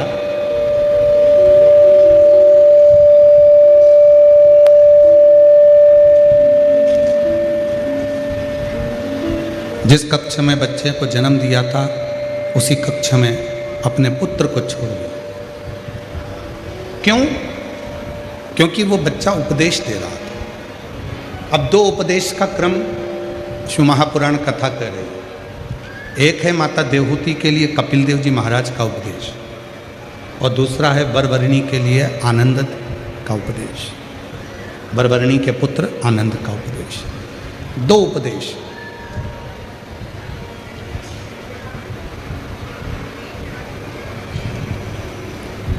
देवहूति माता उपदेश सुनती हैं तो भक्ति में डूब जाती है, और वरवरिणी उपदेश सुनती है अपने पुत्र का तो क्रोध से भर जाती है, और क्रोध से भरकर वह अपने पुत्र को प्रसूति कक्ष में ही छोड़ देती है।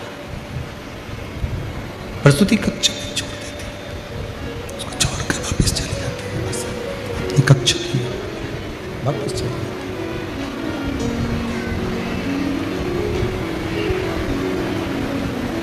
जब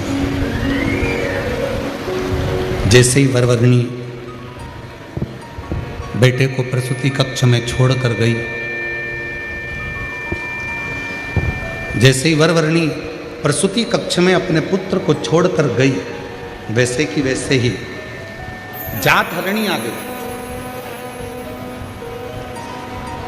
और वो जातहरणी जिसको वर था 3 स्थान से बच्चों को बदलने का, एक स्थान से लेकर जाती थी, दूसरे जहाँ बच्चे का जन्म हुआ था वहाँ रख देती थी, और वहाँ के बच्चे को उठाकर तीसरी जगह ले जाती थी, तीसरी जगह रखकर उसका भोजन करती, तीसरी जगह के बच्चे को उसको खाना, उसको वर था।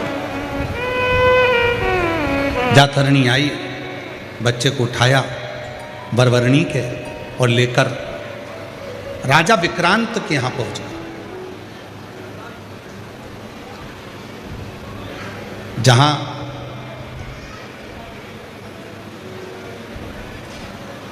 राजा विक्रांत की धर्मपत्नी के गर्भ से एक बच्चे ने जन्म लिया,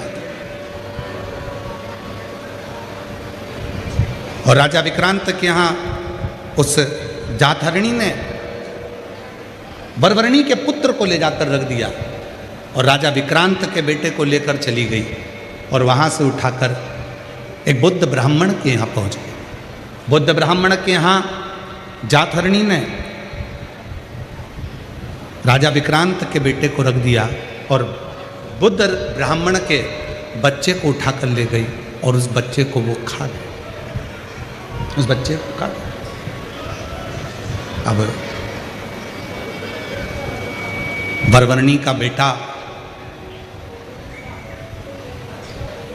जिसको वो लेकर चली गई थी, वो तो लगा कि समाप्त हो गया, पर राजा विक्रांत के घर में जैसे ही वो बच्चे का जन्म हुआ, खूब उत्सव मनाया। राजा विक्रांत को भी नहीं मालूम कि मेरा असली बच्चा तो जातहरणी लेकर चली गई है और उसे किसी ब्राह्मण के घर में छोड़ दिया है, पर राजा विक्रांत के यहाँ जन्मोत्सव मन रहा था। बच्चा बड़ा हो गया। जब बच्चा बड़ा हुआ, 7 वर्ष की आयु जब बच्चे की हुई और उसको गुरु के घर विद्याध्ययन के लिए जब भेजने लगे, तब वो बच्चा गुरु की आज्ञा से, गुरु ने कहा अपने माता पिता को प्रणाम करो, अपने माता पिता को नमन करो, प्रणाम करो। तो उस बच्चे ने फिर बोलना प्रारंभ किया। बच्चा बोला, गुरुजी आप कहते हो कि माता पिता को प्रणाम करो, तो ये बताएं कि जन्म देने वाली माँ को प्रणाम करना है कि पालन करने वाली माँ को प्रणाम करना? राजा विक्रांत को बड़ा आश्चर्य हुआ। भरी सभा में ये बच्चा कह रहा है, इतनी बड़ी सभा लगी है और इस सभा में ये बच्चा कह रहा है कि जन्म देने वाली माँ को प्रणाम करूं कि पालन करने वाली माँ को प्रणाम करूं। इतने में राजा विक्रांत अपनी कुर्सी से उठकर सामने आकर खड़े हो गए। राजा विक्रांत ने पूछा, क्या तुम्हारी 2 माताएं? बच्चा कहता है, एक माँ वो जिस माँ का घर छोड़कर आया हूँ, और दूसरी माँ ये जिसके घर में मैं आया हूँ।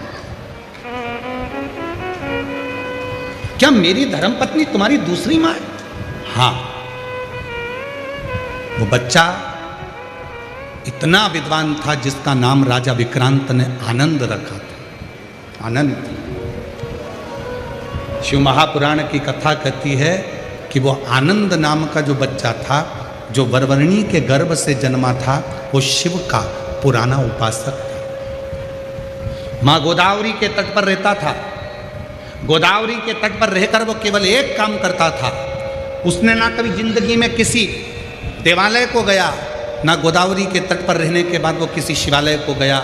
वो तो केवल गोदावरी के तट पर रहकर एक कार्य करता था, माँ गोदावरी के जल को उठाता था और किसी एक शिला पर डाला करता था। गोदावरी के जल को भरता था और एक शिला पर डाला करता था। वो ये भी नहीं जानता था कि ये शिवलिंग है कि शिला है कि कोई देवता है कि कोई देवी है कि कोई स्थान। केवल जल भरता गोदावरी का और डालता। शिव महापुराण की कथा कहती है, माँ गोदावरी का जल एक ऐसा जल है जिसका मात्र स्पर्श कर लेने से शिव की करुणा प्रारंभ हो जाती है, शिव की कृपा प्रारंभ। माँ गोदावरी का जल एक ऐसा जल है, माँ गोदावरी का जल एक ऐसा जल है जिसका स्पर्श मात्र, जब जीव केवल गोदावरी के जल का स्पर्श मात्र करता है तो शंकर की करुणा आप रूप उस पर होना प्रारंभ हो जाती है। गोदावरी के जल की इतनी मात्र माँ।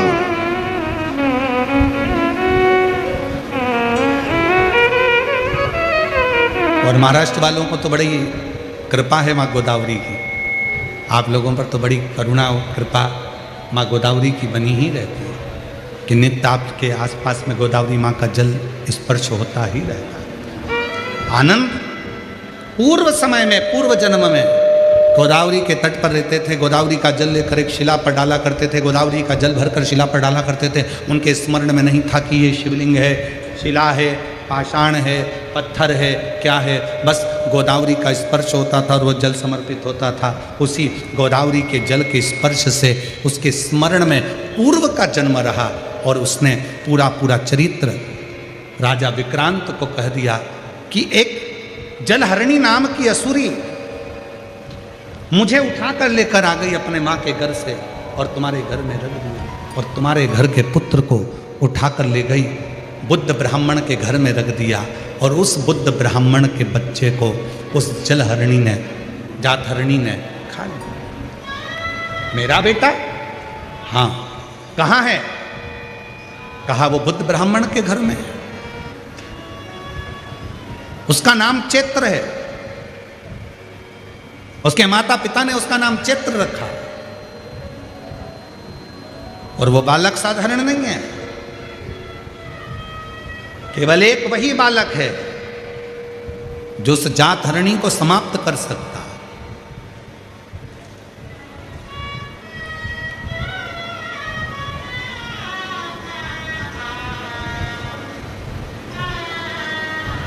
राजा विक्रांत उस बच्चे का कहना मानकर बुद्ध ब्राह्मण के घर पहुंच गए और बुद्ध ब्राह्मण के घर जाकर कहा कि महाराज ब्राह्मण देवता, आपके घर में जो पुत्र है ना वो मेरा पुत्र है, मेरा पुत्र, मैं राजा विक्रांत, मेरा बेटा आपके घर में है।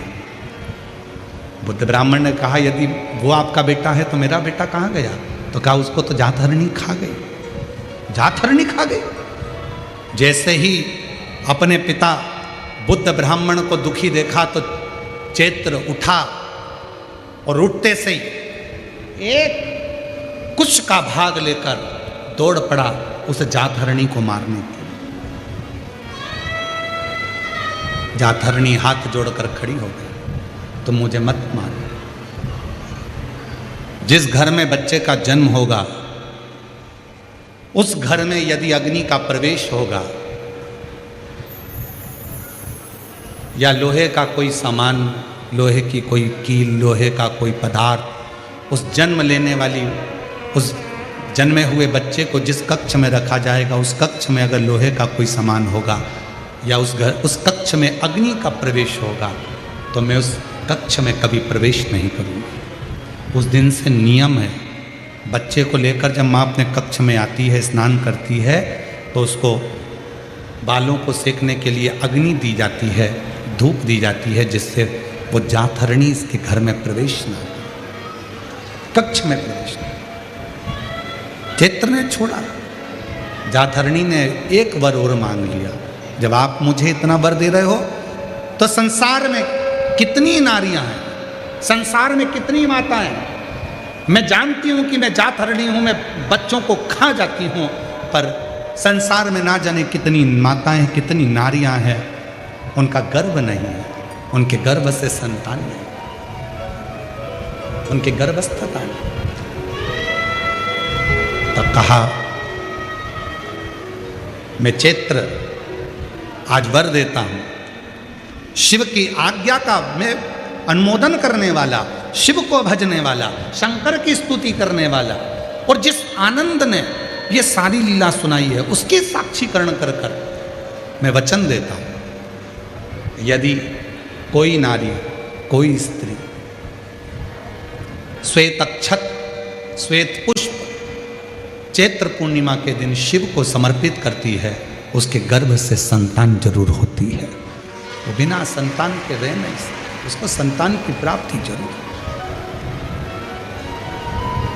और साधुता है पूरे आरणी वासियों को कि वो चैत्र की पूर्णिमा, यदि आप लोग नेट पर सर्च करेंगे, गूगल पर सर्च करेंगे, तो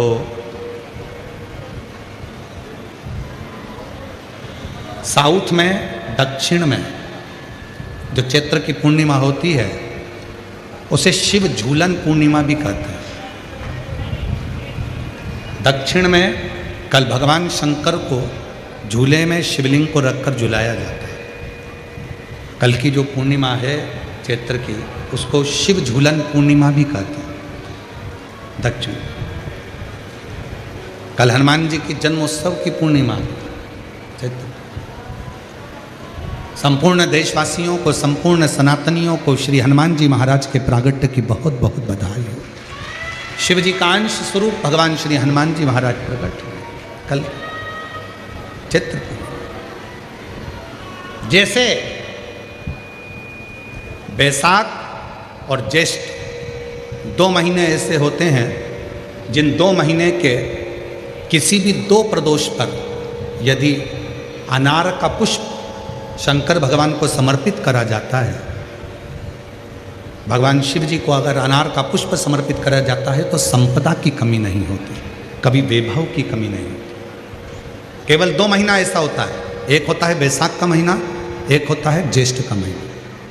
ये 2 महीने में कभी भी कोई सी भी 2 प्रदोष, किसी भी 2 प्रदोष को ले लो और उसमें अनार का फूल, जो अनार का फल लगता है उसमें फूल भी लगता है, अनार का यदि पुष्प, एक ही पुष्प यदि शंकर के शिवलिंग को समर्पित करा जाए तो कभी, हम तो यहाँ तक कहेंगे कि कोई बहुत छोटे से छोटा व्यक्ति है, भले हाथ गाड़ी चला रहा है, ठेला गाड़ी चला रहा है, रिक्शा चला रहा है, उसके पास धन नहीं है, बहुत कमज़ोर है, पैसा नहीं है, बहुत तकलीफ में है, बहुत दुखी है, तो हम तो उससे कहेंगे कि या तो बैसाख के महीने में या ज्येष्ठ के महीने में कोई भी 2 प्रदोष को अनार का पुष्प यदि वो समर्पित कर देता है तो निश्चित है उसके घर में वैभव संपदा बढ़ना प्रारंभ हो जाती है, कार्य में उन्नति है। एक पत्र है, अच्छा है, देखिए।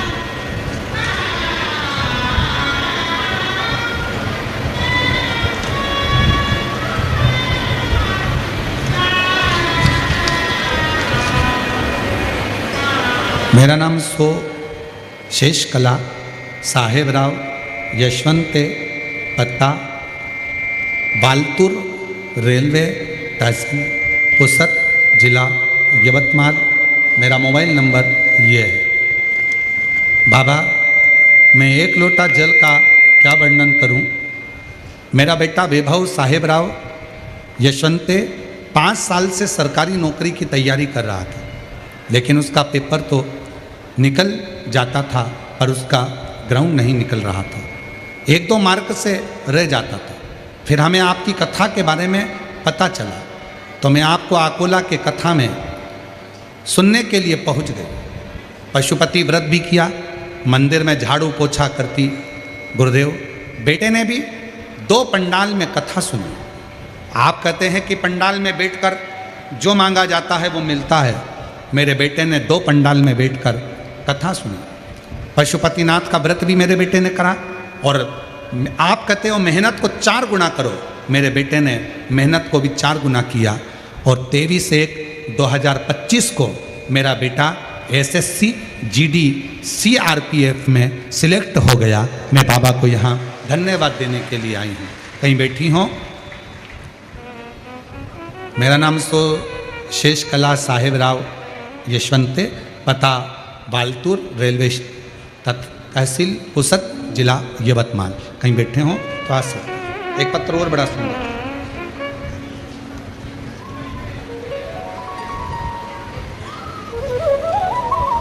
मैं अंत कला शिव शंकर रणखाब लाख तहसील ओढ़ा नागनाथ 8वां ज्योतिर्लिंग जिला हिंगोली महाराष्ट्र की रहने वाली हैं।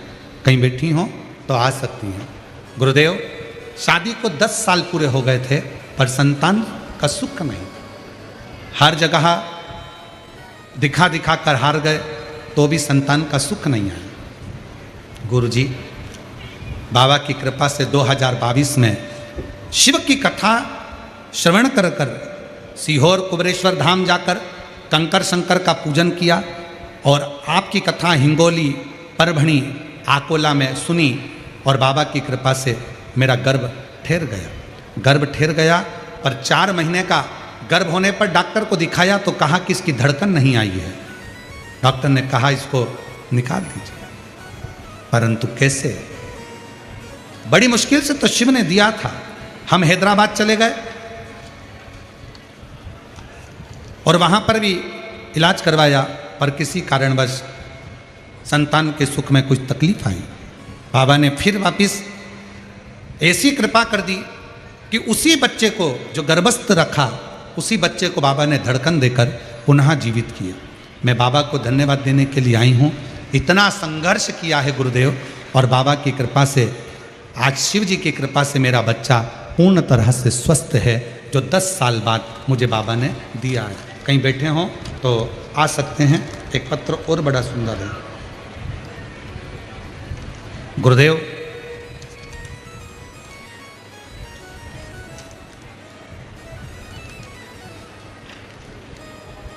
मेरा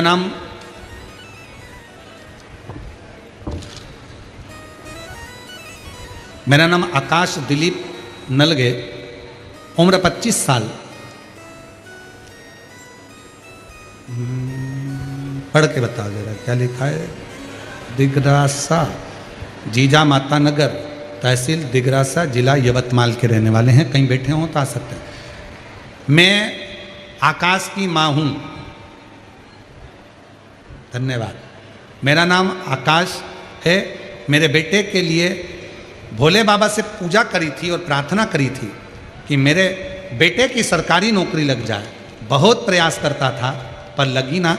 तब शिव जी की कथा को पंडाल में बैठकर सुना और बाबा की ऐसी कृपा हुई, आज मेरा बेटा सरकारी बैंक में नौकरी में लग गया। मैं बाबा को यहाँ प्रणाम करने के लिए आई हूँ। कहीं बैठी हों तो आ सकते हैं। एक पत्र और बड़ा सुंदर है।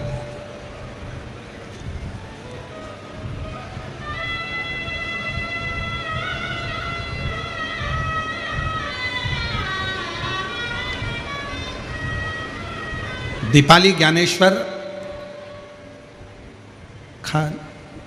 खंडभे रहने वाले सावंगी खुर्द दिग्रस जिला यवतमाल महाराष्ट्र की रहने वाली हूँ। मेरी छाती में एक गठान हो गई, 3 गठान हो गई थी। उस गठान को डॉक्टर ने निकाला और उसको लैब में भेजा। तब डॉक्टर बोले कि आपको कैंसर है और वो भी 4 का है। मैं घबरा गई। छाती को निकाला गया, सारा इलाज चला पर डॉक्टर ने कहा कि ये कैंसर तो पूरे शरीर में फैल चुका।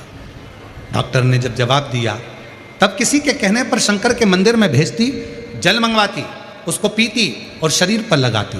डॉक्टर ने तो थोड़ा सा समय दिया था गुरुदेव।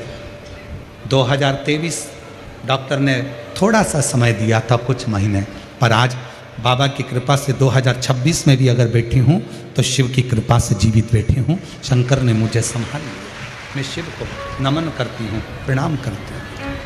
ये शिव तत्व, ये शंकर। कहीं बैठे हों तो आ सकते हैं। और जो जैसी भावना लाया वो वैसा ही फल पाया, नहीं खाली उसे लौटाया वो मन ही मन हर्षाया। सब बोलेंगे कर दिया माला माल काशी वाले ने, लुटा दिया भंडार काशी वाले, लुटा दिया भंडार काशी वाले, कर दिया माला माल काशी वाले। शिव कथा कह रही है। विक्रांत अपने पुत्र को लेने के लिए, अपने बेटे को विक्रांत चित्र को लेकर आता है। जो बालक जातरणी ने उठाकर विक्रांत के घर पर रख दिया था, उस बालक को विक्रांत ने हाथ जोड़कर नमन कर, उसका आदर कर, सत्कार कर, उसको निवेदन कर, उसके घर पर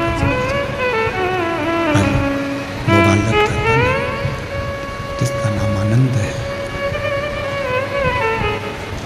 आनंद, तुम अपने माँ बरवरणी के पास, अपने पिता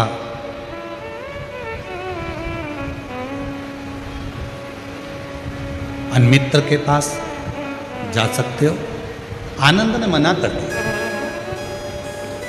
मैं पूर्व में मां गोदावरी के तट पर रहता था।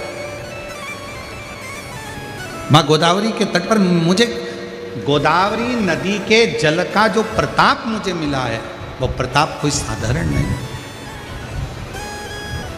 मां गोदावरी के जल का मैंने जो स्मरण करा, उसका फल मुझे ये मिला कि आज भी मुझे मेरे पूर्व का जन्म का स्मरण है।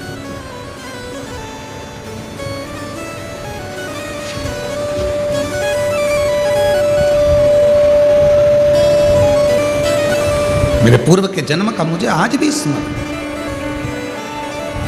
और मैं पुनः वापिस अपनी मां बरवरणी के पास में, अपने पिता अन्मित्र के पास में नहीं जाऊंगा। अब मैं सीधे वन में जाऊंगा। और वही आनंद महाकाल वन में पहुंच गया। तब मैं डूब गया, साधना में डूब गया। शिव की इतनी भक्ति करी, इतनी भक्ति करी, इतना स्मरण किया कि बाबा देव अधिदेव महादेव ने आनंद को दर्शन दिया। आनंद को दर्शन, और आनंद को जो दर्शन दिया, मांगो आनंद, तुमको क्या चाहिए? शिव ने पूछा। आनंद ने मना कर दिया, मुझे ये भोग और विलास की वस्तुएं नहीं, मुझे साज और श्रृंगार नहीं, मुझे कोई वस्तु नहीं, मुझे कोई सामग्री नहीं, मुझे कोई सामान नहीं। अगर देना चाहते हो तो आप जो आज मुझे दर्शन देने के लिए यहाँ आए हो, इसी स्वरूप में यहीं पर आप रह जाओ। भगवान शंकर एक शिवलिंग की आकृति में वहाँ विराजमान हो गए, और शिव जी ने अपना खुद का नाम आनंदेश्वर महादेव रख दिया।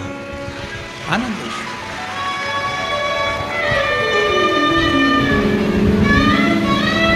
शिव जी ने अपना नाम आनंदेश्वर महादेव रख दिया।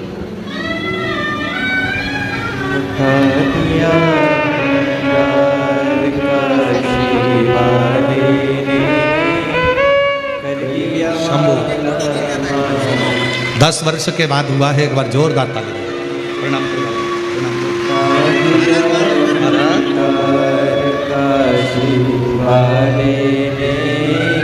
कर दिया माला माल काशी वाले ने, कर दिया माला माल काशी वाले ने, कर दिया माला माल काशी वाले ने, लुटा दिया भंडार काशी वाले ने, कर दिया माला काशी वाले ने। शिव जी आनंदेश्वर महादेव के रूप में विराजमान, शंकर आनंदेश्वर महाराज। आज भी शिव महापुराण की कथा वर्णन करती है। जो बच्चे पढ़ने बैठे हैं, विद्याध्ययन करने बैठे हैं, और यदि पढ़ने के बाद उनके विवेक में, बुद्धि में वो चीज़ नहीं बैठ रही है, याद नहीं रह रहा, तो दो महादेव ऐसे हैं जिनका स्मरण करना चाहिए। एक है कपिलेश्वर महादेव और दूसरे हैं आनंदेश्वर महादेव। और माताओं से निवेदन है, जितनी भी मेरी माताएं बैठी हैं, जितनी मेरी जीजियाँ बैठी हैं, जितने मेरे जीजा बैठे हैं, जितनी मेरी बेटियाँ बैठी हैं, जितने मेरे बुजुर्ग माँ बाप बैठे हैं, उनसे निवेदन करो, मान लो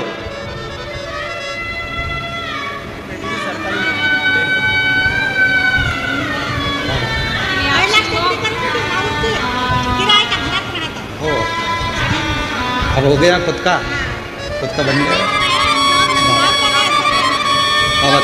अब हो गया। एक बेटे का सरकारी नौकरी लगा है, एक बार जोरदार ताली बजाकर स्वागत करें। स्मरण रहे,